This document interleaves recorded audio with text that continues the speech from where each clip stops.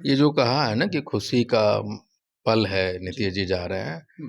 नीतीश जी एको minute के लिए अगर होश में आ गए और इस बात को चला दिए तो दूसरे मिनट वो जो खुशी का पल है दुख का पल हो जाएगा भाजपा के लिए। अच्छा। हाँ, ये मत कहे कि खुशी का पल है, वो भाजपा के लिए दुख का पल यहाँ और केंद्र दोनों में ला देंगे नीतीश कुमार जी। 25 से 30 फिर से नीतीश के नाम पे आया है ना। जी जी। और एक भी बिहार का जो उनको वोट दिया वो उनके लिए खुशी का पल है क्या?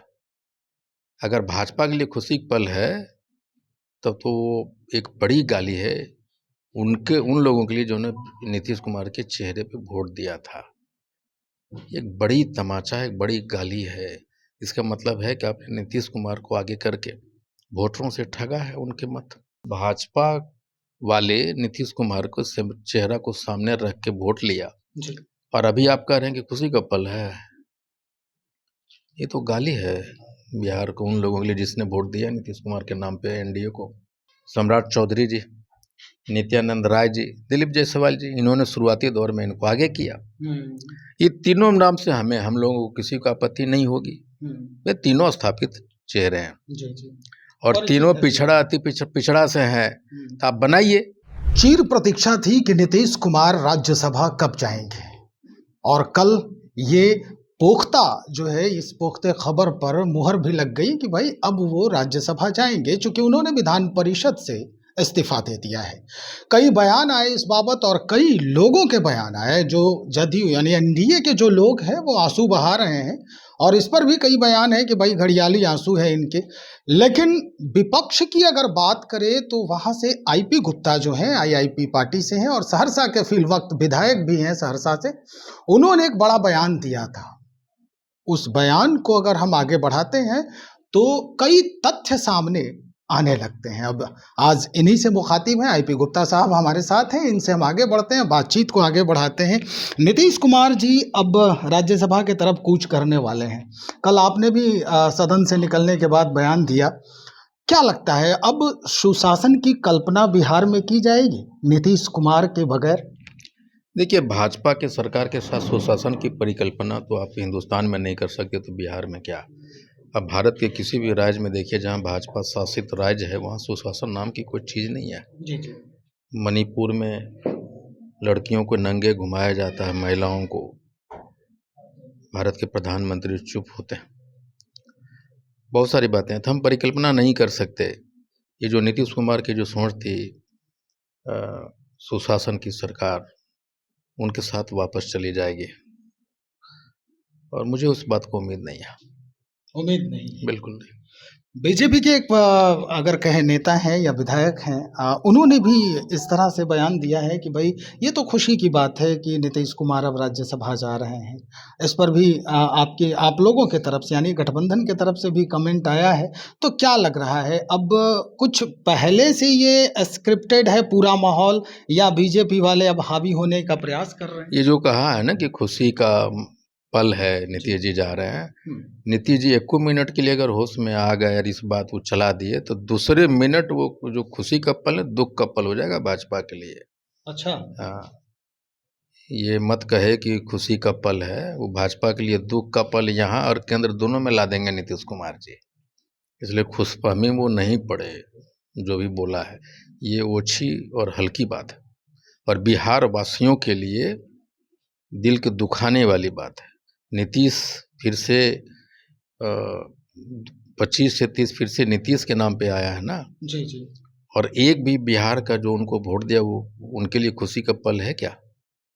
अगर भाजपा के लिए खुशी का पल है तब तो वो एक बड़ी गाली है उन लोगों के लिए जो ने नीतीश कुमार के चेहरे पे वोट दिया था। एक बड़ी तमाचा है, एक बड़ी गाली है। इसका मतलब है कि आपने नीतीश कुमार को आगे करके वोटरों से ठगा है उनके मत। इसका मतलब तो यही ना होगा। एक भी आदमी बिहार का खुश नहीं है कि वो जा रहे हैं। हम विपक्ष वाले तेजस्वी यादव जी कह चुके हैं कि ये सही नहीं हुआ, अब वो खुशी मना रहे हैं। इसका मतलब है कि आपने भाजपा वाले नीतीश कुमार को चेहरा को सामने रख के वोट लिया जी। और अभी आप कह रहे हैं कि खुशी का पल है। ये तो गाली है बिहार को उन लोगों के लिए जिसने वोट दिया नीतीश कुमार के नाम पे एनडीए को।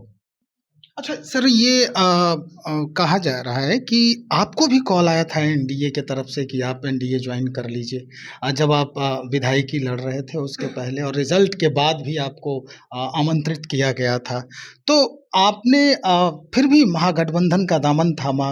क्या आपको नहीं लगता कि हो सकता है कि अचानक, चूंकि बीजेपी कभी भी किसी को भी मुख्यमंत्री पद का दावेदार बना देती है, तो इसमें आप भी आ इस जाते? खुशफहमी में मैं नहीं रहने वाला इंसान। मैंने पहले भी कहा, इस बात का जवाब मैं पहले दे चुका हूँ कि कॉल आना और इधर से कॉल जाना एक सामान्य प्रक्रिया है, ये एक राजनीतिक प्रक्रिया है। हम भी कॉल करते हैं कि आप इधर आ जाओ।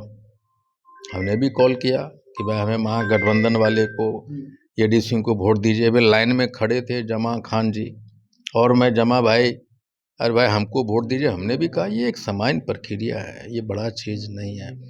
और मेरे लिए राजनीति बड़ा होता है, पद और बाकी चीज़ें छोटी चीज़ है। चलिए सर, अब आखिरी सवाल आपसे बड़ा महत्वपूर्ण है जो हम करने जा रहे हैं। आपने कुछ दिन पहले ही एक बयान दिया था कि बिहार को झोला छाप मुख्यमंत्री नहीं चाहिए। तो ये जो झोला छाप मुख्यमंत्री है, ये कौन है? और आप जिनके बारे में आपने रेकमेंड किया है, यानी ललन सिंह का शायद नाम लिया है आपने, कि ललन सिंह जी को सीएम बनाना चाहिए, चूंकि वो समाजवाद के पुरोधा हैं, और नीतीश कुमार चूंकि समाजवाद के एक संरक्षक हैं, तो उन्हीं के कदम पे वो चलने वाले नेता हैं, उन्हें मुख्यमंत्री बना। तो इसके पीछे सर क्या पहले तो झोला छाप जो मुख्यमंत्री है ना, हाँ वो खट्टर हैं हरियाणा का, मोहन यादव है छत्तीसगढ़ के। जी, छत्तीसगढ़ के हैं ना वो, मोहन यादव जी। ये दोनों मेरे ख्याल से झोला छाप हैं, जिनको झोलवा से निकाल लेता है भाजपा, थोप देता है, जिनको कुछ पता नहीं होता है। नंबर 1। दूसरा, हम ये कहें कि भाजपा ने 3 बड़े नाम, स्थापित नाम भाजपा के कद्दावर नेता हैं जी, सम्राट चौधरी जी, नित्यानंद राय जी, दिलीप जायसवाल जी। इन्होंने शुरुआती दौर में इनको आगे किया। ये तीनों नाम से हम लोगों को किसी को आपत्ति नहीं होगी। वे तीनों स्थापित चेहरे हैं जी, जी। और तीनों अति पिछड़ा से हैं, तो आप बनाइए। लेकिन जिस तरह से इन लोगों को आगे करके और जो बातें मीडिया में परसेप्शन बनाने की बात होने लगी, उस समय से लगने लग गया कि भाई खट्टर साहब और मोहन यादव जी जैसे लोगों को थोप देगा। तो हम बिहारी हैं ना भाई, हम हो सकता है कि महागठबंधन के नेता, लेकिन हम बिहारी हैं कि नहीं? बिल्कुल है, हमको बिहार से चिंता है कि नहीं? बिल्कुल है। तो उन लोगों को, जो आप उन जैसे लोगों को आप निकाल के भेज दीजिएगा। तब उसमें मैंने कहा कि भाई, तो फिर हमारे ललन सिंह जी हैं, उनको बनाइए, समाजवादी हैं, या तो इन दोनों में से किसी एक को बनाइए आप। मेरा कहने का मतलब ये है। तो और मतलब अगर जदयू में ललन सिंह ही एक समाजवादी नेता आपको नजर आए? देखिए, उसके पीछे बहुत कारण है।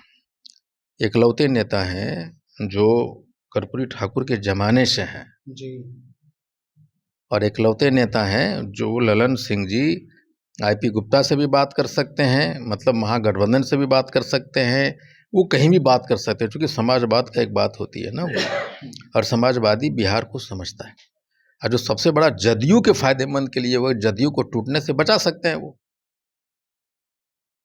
मेरा कहने मतलब है। और जहाँ तक सवर्ण की बात है, 33% सवर्ण तो जीता है इस बार, तो जनता काहे जिता दिया? उनको तो मेजोरिटी मिला है ना, 33%। इसलिए मैंने कहा ललन सिंह जी को आगे बढ़ाइए। चलिए सर, बहुत शुक्रिया जानकारी देने के लिए। हमारे साथ आईपी गुप्ता सहरसा से विधायक हैं। भाई, बहुत तथ्य और तर्क सहित जो है इनका बयान होता है कि इसके पीछे की कहानी क्या है। तो चलिए हम आगे देखते हैं। नीतीश कुमार जी ने इस्तीफा तो दे दिया है, अब आगे की कार्रवाई क्या होती है, किस तरह से राजनीतिक परिदृश्य जो है वो बदलता है, केंद्र में क्या होता है, और राज्य के सत्ता पर कौन काबिज होता है, कौन सा चेहरा आता है, ये हम लगातार देख रहे हैं और लोगों से बातचीत करने का प्रयास कर रहे हैं। जैसे ही अद्यतन जानकारी हम तक पहुंचेगी, हम तुरंत आप तक पहुंचाने का प्रयास करेंगे। बने रहिए। बहुत शुक्रिया आपका।